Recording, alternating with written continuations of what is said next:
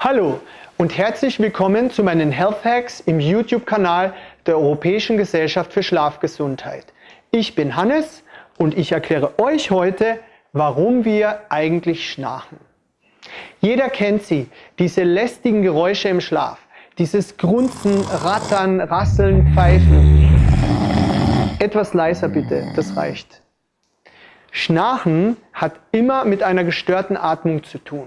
Wir erklären euch heute, auf welche zwei allgemeinen Ursachen das zurückzuführen ist.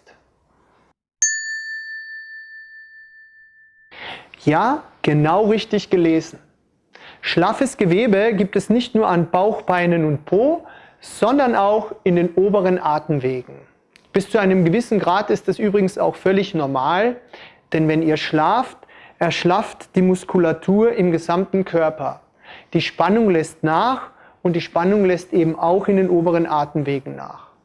Beim Schnarchen ist es so, dass das erschlaffte Gewebe durch den Atemluftstrom in Bewegung und Vibration versetzt wird.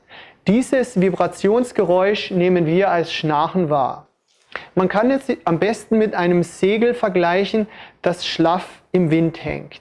Wenn der Wind hineinfährt, fängt das Segel an zu schlagen und zu vibrieren. Ich habe jetzt kein Segel zur Verfügung, sondern nur ein Tuch, aber ich denke, ihr wisst, was ich meine.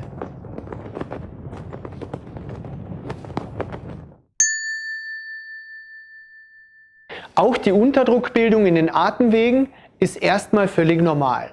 Beim Einatmen baut die Lunge einen Unterdruck auf.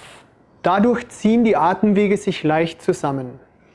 Erschlafft nun das Gewebe in unnatürlich starker Form, führt der Unterdruck dazu, dass sich Engstellen oder sogar Verschlüsse bilden können.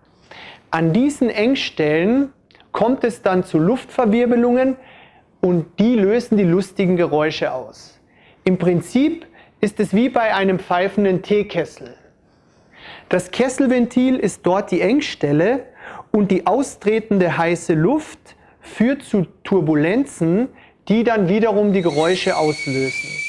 Wenn ihr noch Fragen habt, einfach das Video kommentieren oder auf esshealth.org vorbeischauen.